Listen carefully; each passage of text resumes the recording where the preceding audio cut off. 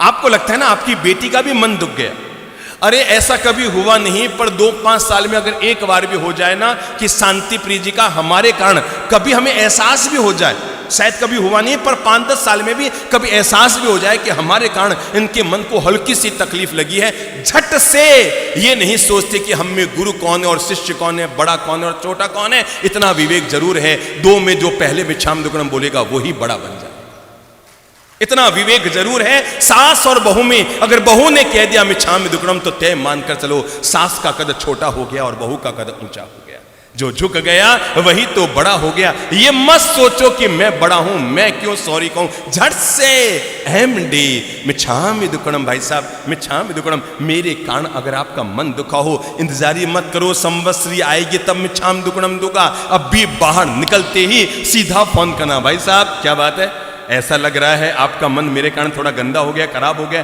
थोड़ा आप बोलचाल कम कर रहे हैं, थोड़ा मुझसे नाराज है, आई एम सॉरी भाई साहब, मेरे कारण अगर आपका मन खराब हो गया हो, मेरे कारण अगर मन में कषाय आ रहे हो, मेरे कारण अगर वैर विरोध जग रहा हो, I am sorry, I am sorry, I am sorry, मैं मिच्छामि दुक्कडम देता हूं, मैं क्षमा मांगता हूं। सामने वाला आपके MD को स्वीकार करे या न करे, पर एक बात तय है, आप जैसे ही MD हो गए तो आप हल्के फुल्के हो गए, आप भार मुक्त हो गए, आप कृष्ण लेशा के घेरे से बाहर निकल गए।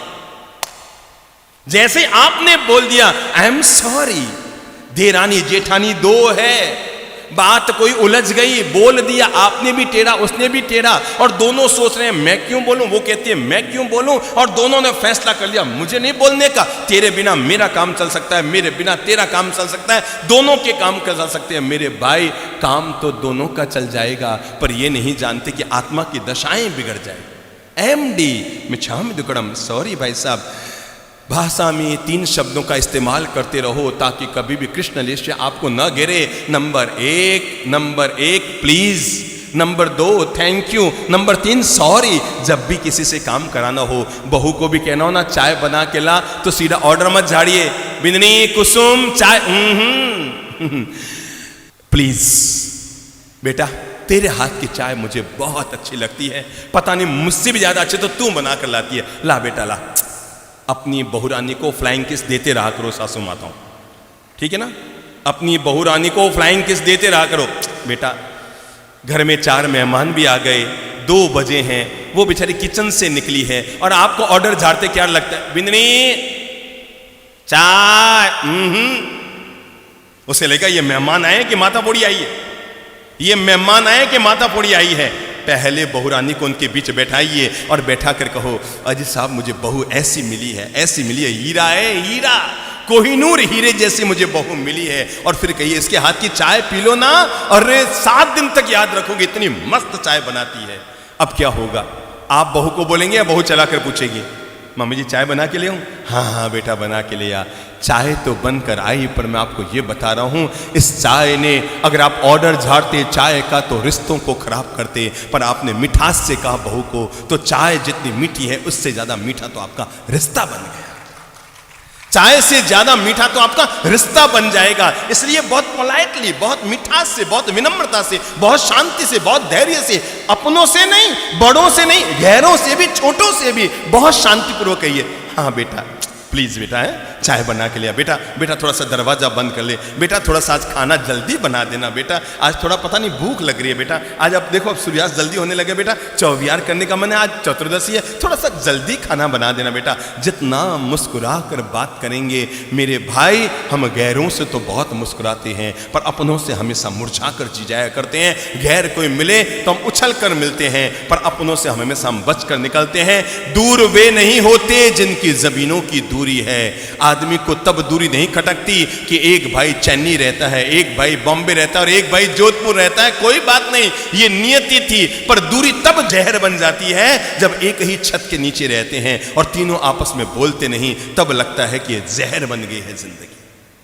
दूर रहकर दूरी बन जाए बुरी बात नहीं, पर साथ रहकर भी अगर दूरी बना ली तो यही जीवन का नरक है। भगवान कहते हैं अपनी भाव दशाओं को ठीक करने के लिए, अपने लिस्सा मंडल को ठीक करने के लिए पहला काम कीजिए। क्या कहा, क्या कहा? स्वभाव की प्रचंडता को ठीक कीजिए। नंबर 2, वैर की मजबूत गांठ भूल चूक कर आज से नियम बना लो, मैं किसी से बोल चाल बंद नहीं करूंगा। गुस्सा भी आ गया ना, आधे घंटे बाद चले जाओ। और भाई कैसे हो, कोई निमित्त नहीं है ना, एक घड़े में से एक गिलास ठंडा पानी लेकर जाओ, लो साहब जला रोक लो। और एक काम करो ना, आज आपको लगता है पत्नी का मूड खराब हो गया ना, थोड़ा सा एक गिलास मौसमी का जूस अपने हाथ से निकाला और निकाल कर ले जाके उसको दो, ले भगवान थोड़ा जूस पी ले। हाँ वो एक और तो और उसको झेम पाएगी, अभी तो आपने पिलाया था 1 घंटा पहले। गुस्से में वो कहेगी अभी तो आपने पिलाया था। अजी पिलाया सो पिलाया, रोज तू पिलाती है ना, आज मेरे हाथ से तू पी ले। कुल मिलाकर बात को मिठास में खत्म कर दीजिए। कृष्ण लेस्या का तीसरा लक्षण है और वह है झगड़ालू प्रवृत्ति, छोटी मोटी बातों में झगड़ने की आदत। और कृष्ण लेस्या का अंतिम लक्षण है वो है दुष्ट प्रवृत्ति। कौन सी प्रवृत्ति? दुष्ट प्रवृत्ति। हमेशा वो चाहता है अपने द्वारा दूसरों का बुरा करना। जब तक किसी का बुरा न कर दे, जब तक किसी का दिल न दुखा दे, जब तक किसी का अपमान न कर दे, जब तक किसी से न झगड़ ले, जब तक किसी के अहित न कर दे, तब तक उसे शांति नहीं। खाया पिया हजम नहीं होता जब तक वो 4 लोगों का बुरा न कर दे। तो उसकी ये प्रकृति होती है। आओ हम इन सब से अपने आप को बाहर निकालते हैं। आज से हम फैसला करते हैं, मैं स्वभाव को शांत बनाऊंगा, मैं सबसे बोलचाल करूंगा, मेरा किसी से वैर भाव नहीं होगा, मेरी किसी से दूरियां नहीं होगी, मेरे किसी से तनाव नहीं होगा, मेरे किसी से खिंचाव नहीं होगा, मैं किसी से भी वैर की गांठ नहीं बांधूंगा, नहीं बांधूंगा, नहीं बांधूंगा, नहीं बांधूंगा। थोड़ा सा मनुष्य के मन का और एक अच्छा स्वरूप होता है, इससे थोड़ा अच्छा, पूरा ठीक नहीं, थोड़ा इससे अच्छा, जिसका नाम भगवान ने दिया है नीललेशा। अच्छा आप दिमाग में लो, काला रंग ज्यादा गहरा होता है कि नीला रंग? दिमाग में लो, दिमाग में लो, काला, ठीक है ना। काला रंग ज्यादा डार्क और गहरा होता है, नीला रंग थोड़ा सा हल्का होता है। अभी तक भी व्यक्ति की आत्मा पूरी तरह से निर्मल नहीं होगी, अभी तक भी व्यक्ति की आत्मा पूरी तरह से पवित्र नहीं होगी, अभी भी व्यक्ति की भाव दशाएं पूरी तरह से शुद्ध नहीं हो पाएगी, पर 2 कदम आदमी आगे बढ़ाएगा।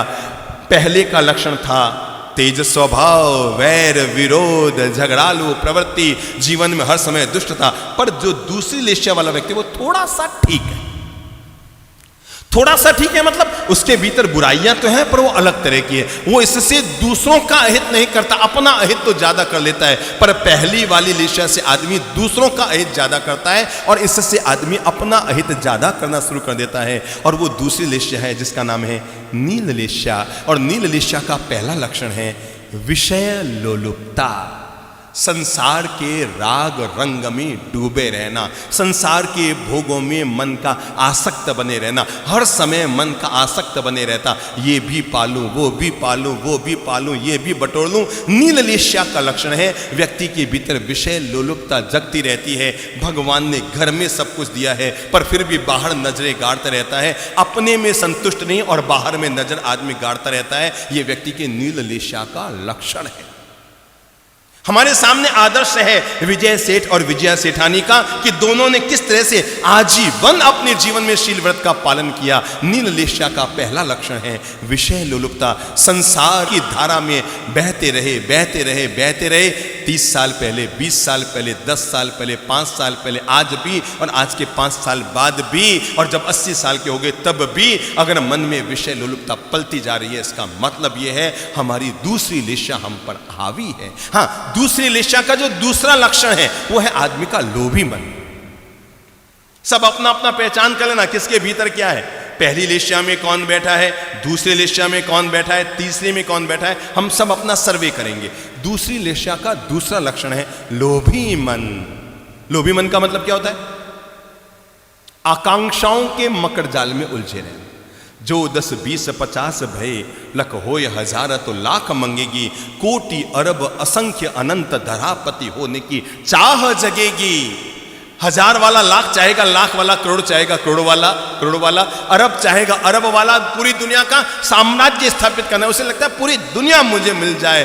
पर दुनिया में हमने सुना है ना, दुनिया में सुखी कौन? जो संतोषी है वो आदमी सुखी। लोभी मन, ये भी पालूं, ये भी पालूं और पालूं और पालूं और पालूं।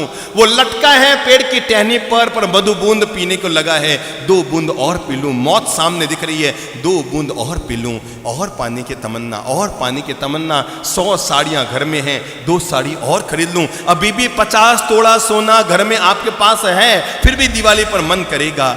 याद करो, हम जब कोई चीज़ छोड़ते हैं तो कितने भारी मन से छोड़ते हैं। सोचते हैं अच्छा ये साड़ी छोड़ूं कि नहीं, अच्छा किसी को दूं कि नहीं, अच्छा कभी दे दूंगी, रखी हुई है दे दूंगी। देने में हम 1000 बार सोचते हैं, पर लेने में हम एक बार भी नहीं सोचते कि और बटोरूं कि नहीं बटोरूं। जब किसी को देना हो तो हम 1000 बार सोचते हैं, दूं या न दूं, दूं या न दूं। पर लेना हो तो लाख रुपया अच्छे काम में खर्च करना हो तो आदमी 1000 बार सोचना है। पर अगर कमाई हो रही हो तो हाँ और कमा लूं और कमा लूं और कमा लूं।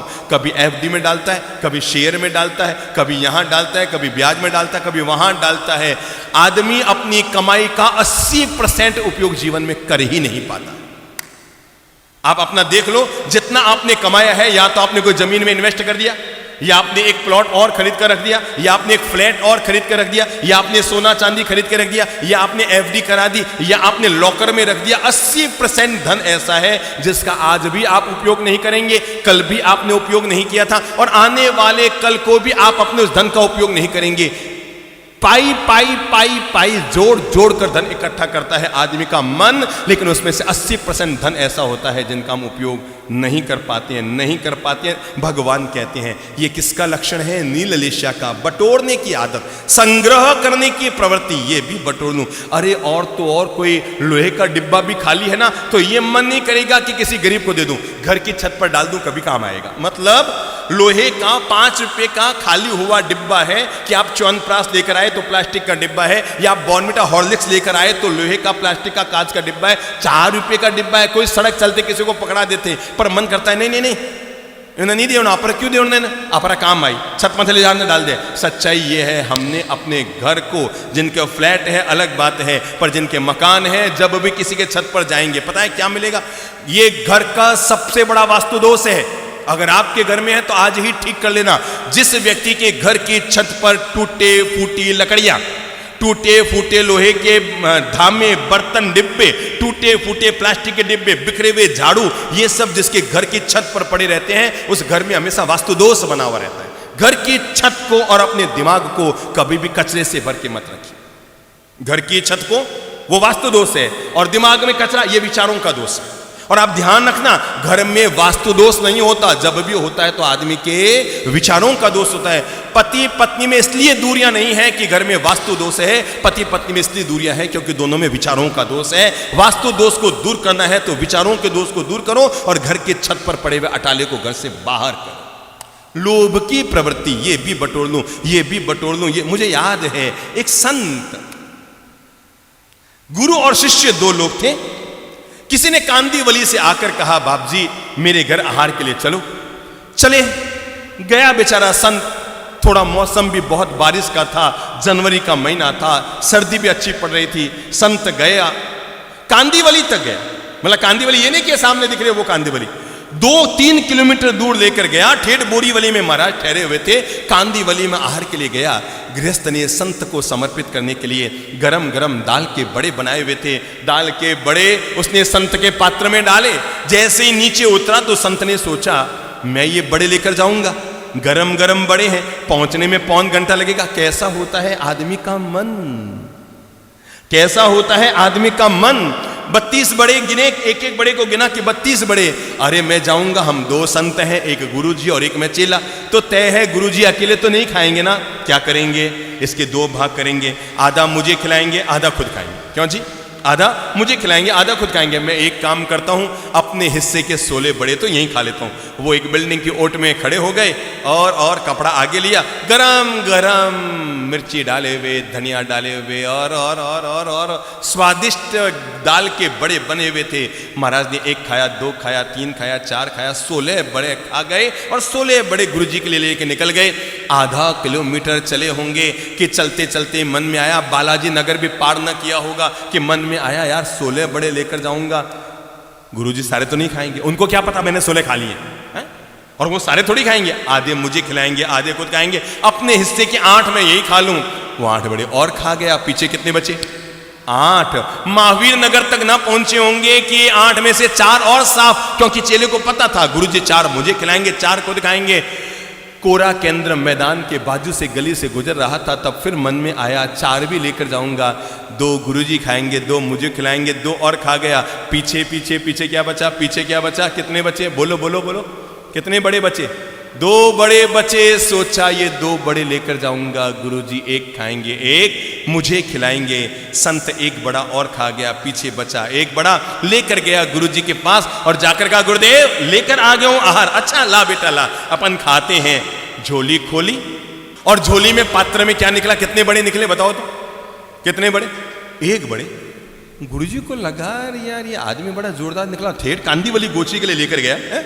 आहार के लिए कांदीवली लेकर गया और केवल 1 बड़ा बोल रहा है, केवल 1 बड़ा तुम्हें दिया। यार गजब का आदमी निकला, इतनी दूर लेकर गया, केवल 1 बड़ा। चेला थोड़ा ईमानदार था, उसने कहा गुरुजी आपसे झूठ नहीं बोलूंगा, बड़े तो उसने 32 पात्र में डाले थे, 32 बड़े पात्र में डाले, तो रास्ते में क्या खईस खा गया, भूत खा गया, कौन खा गया रास्ते में तेरे बड़े? कहा गुरुजी सच्ची बताऊं, मन माना नहीं और बड़े खाता रहा खाता रहा खाता रहा, 31 बड़े मैं खा गया। तू 31 बड़े, अरे कैसे खा गया, 31 बड़े तू कैसे खा गया? उसने वो भी उठाया मुंह में डाला, गुरुजी ऐसे खा गया। आदमी का लोभी मन। और पालू ये शिष्य तो मैंने प्रतीकात्मक कहा है, सबके मन की स्थिति है। शिष्य और गुरु की घटना तो मैंने बनाकर प्रतीकात्मक कही है, पर यह सबके मन की स्थिति है। पाता रहूं पाता रहूं पाता रहूं। भगवान कहते हैं जीव तभी संतुष्ट हो पाता है जब वो प्राप्त को ही पर्याप्त मान लेता है। लोभी मन को ठीक करने के लिए मंत्र कागज पर नोट कर लो, जो प्राप्त है वही पर्याप्त है। मनुष्य की तीसरी लेस्या, पहली कौन सी, नाम बोलो, कृष्ण लेस्या। इसके क्या क्या लक्षण थे? नंबर 1 स्वभाव में प्रचंडता, नंबर 2 वैर की मजबूत गांठ, नंबर 3 झगड़ालू प्रवृत्ति, नंबर 4 दुष्टता। दूसरी लेस्या है नील लेस्या। उसका पहला लक्षण है विषय लोलुपता, हर समय वासना में ही मनुष्य का मन गिरा रहता है। नंबर 2 इसकी प्रकृति है लोभी मन, पाने की आदत, ये पालूं वो पालूं वो पालूं, सब कुछ पालूं, जिंदगी में आदमी का लोभी मन। तीसरी लेस्या का नाम होता है जिसका नाम है कापोत लेस्या। पहली है कृष्ण लेस्या, दूसरी है नील लेस्या। कापोत यानी कबूतर। अब कबूतर का रंग कैसा होता है? नीले से भी थोड़ा हल्का होता है। हमारा आभा मंडल का रंग भी ऐसे ही अब सुधर रहा है। जब हमारे भीतर गुस्सा था, हाका हुक्का था, बोलचाल बंद थी, तब हमारा काला रंग था। हमने सबको ठीक किया, अब काला रंग हटा, दूसरा पर्दा आया। उसका रंग कैसा है? उसका रंग कैसा है? नीला रंग था। पर हमने अपने भीतर के काम वासनाओं को भी खत्म किया, लोगों की प्रवृत्तियों भी खत्म किया, पर हमारे भीतर अभी भी एक तीसरा पर्दा आ रहा है, और वो है कापोत रंग का, यानी कबूतरी रंग का, जो अभी भी थोड़ा सा डार्क है। और कापोत लेस्या वाले का लक्षण है छोटी छोटी बातों में नाराज हो जाना। ये इधर के खाते में ज्यादा है शायद, है ना, महिलाओं में ज्यादा पलती है ये लेस्या। किसी ने थोड़ा सा कह दिया, बस रोने शुरू, आंखों में आंसू आने शुरू। आपने मुझे ऐसा कह दिया भाई, कह दिया, नेगलेक्ट कर दो, बोल दिया तो बोल दिया, अब दिमाग में मत डो इसको, छोटी छोटी बात पर नाराज हो जाना। पहला लक्षण कापोत लेस्या का पहला लक्षण, पापा ने थोड़ा सा टोक दिया, क्यों टोक दिया? मम्मी ने थोड़ा सा बोल दिया, क्यों बोल दिया? सासू माँ ने थोड़ा सा टोक दिया, क्यों टोक दिया? छोटी छोटी बातों में नाराज होने की आदत, ये है कापोत लेस्या का पहला लक्षण। नंबर 2, हर समय शंकाशील बने रहना, बहम मन में पालते रहना। अगर पत्नी भी किसी से बात करिए 2 मिनट, किससे बात कर रहा था, बस दिमाग में प्रश्न उठ जाएगा। पति अगर 15 मिनट किसी से बात कर रहा है, दिमाग में प्रश्न उठ जाएगा, ये रोज किससे बात करते हैं, नंबर क्यों डिलीट कर दिए, नंबर क्यों नहीं रखे, नंबर ये क्यों कर दिए। छोटी छोटी बातों में बहम की प्रवृत्ति। रात को 2 बजे पत्नी के मोबाइल में आवाज आई, ट्रिंग ट्रिंग ट्रिंग ट्रिंग ट्रिंग ट्रिंग। पत्नी के मोबाइल में आवाज आई, पत्नी तो बेचारी गहरी नींद में सोई थी, पति जगा और उसने देखा कि पत्नी के मोबाइल में रात को ट्रिंग ट्रिंग की आवाज। देखा, ओ उसमें लिखा हुआ था ब्यूटीफुल। क्या लिखा हुआ था?